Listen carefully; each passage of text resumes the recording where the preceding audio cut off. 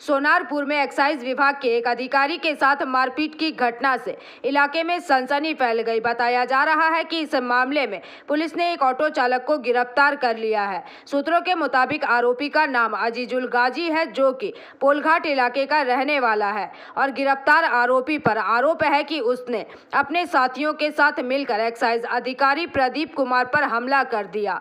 आपको बता दें कि घटना बुधवार रात की है, जब प्रदीप कुमार, जो कि सोनारपुर के मेगा सिटी इलाके में रहते हैं, अपने घर लौट रहे थे, लेकिन रास्ते में एक ऑटो चालक से उनकी कहासुनी हो गई, जो कि बाद में हाथापाई में बदल गई। बताया गया है कि कुछ ही देर के बाद वही चालक अपने साथियों को लेकर वापस आया और अधिकारी पर हमला कर दिया, जिससे वे घायल हो गए। गुरुवार को प्रदीप कुमार ने सोनारपुर थाने में शिकायत दर्ज कराई, जिसके बाद पुलिस ने कार्रवाई करते हुए अजीजुल गाजी को गिरफ्तार कर लिया है। पुलिस अब इस हमले में शामिल अन्य आरोपियों की तलाश कर रही है। অতিরিক্ত নেশা, কোনো প্রতিবাদ নেই, ঠিক আছে। আর কি বলবো আপনাদের, যাতে এটা পাড়াটা সুস্থ হয় আপনারা এই ব্যবস্থাটা করেন। কেন আজকের পুলিশকে জানানো হয়েছে, আমরা জানাতে গেলে মার্ডার হয়ে যাবে, আবার হবে। কিন্তু এই পাড়াটা যে এত ভালো ছিল, আমরা ছোটবেলা দিয়ে এখানে মানুষ হয়েছি, জন্ম হয়েছি, কোনোদিন এইসব কেস দেখি অনেকদিন এখানে ছেলে না, সব বাইরে দিয়ে বন্ধু বান্ধব করে নিয়ে আসছে। এবার আপনি বলতে যাবেন, আপনাকে আপনি কি করবেন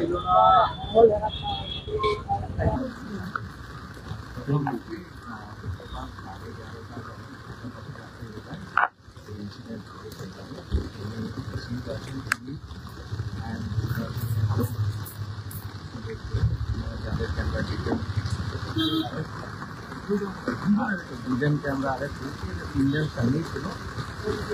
আরও এভিডেন্স আছে আমাদের কাছে, কিন্তু এভিডেন্স কিন্তু খুব ক্লিয়ারলি পরিষ্কার আছে। দুজনকে অ্যারেস্ট করা হচ্ছে, ওরা কেসটা 11:30 আশাপাশি ঘটনা হয়েছে, 1টার আশাপাশি পুলিশ ধরুন 2-3 ঘন্টায় পুলিশ কেস ডিটেকশন করে অ্যারেস্ট করেছে। অ্যান্ড সিজার হয়েছে যে ব্যাপার সেটা পাওয়া গেছে।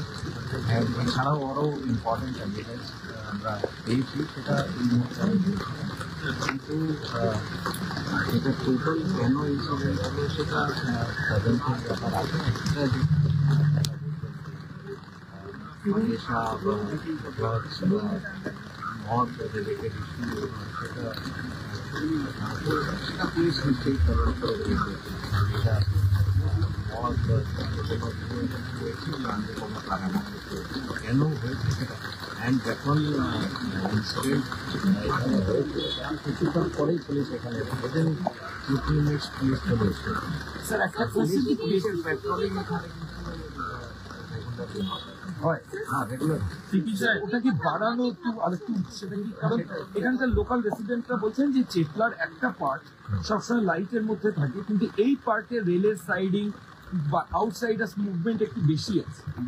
এইগুলো টিপি স্যার, এই যে ঘটনাস্থলের পাশে একজন প্রতিবেশী থাকেন, বাসিন্দা, তিনি বলছেন এর আগে তিনি প্রতিবাদ করেছেন, পুলিশকে জানিয়েছেন, সন্ধে হলে তার বাড়ির সামনে মদ গাঁজা ঠেক বসে, প্রতিবাদ করতে গিয়ে তাকে মার পর্যন্ত খেতে হয়েছে। পুলিশকে জানিয়ে, চেতলা থানার পুলিশকে জানিয়েও কোনো সুরাহা পাননি, তিনি এমন তো অভিযোগ করছেন।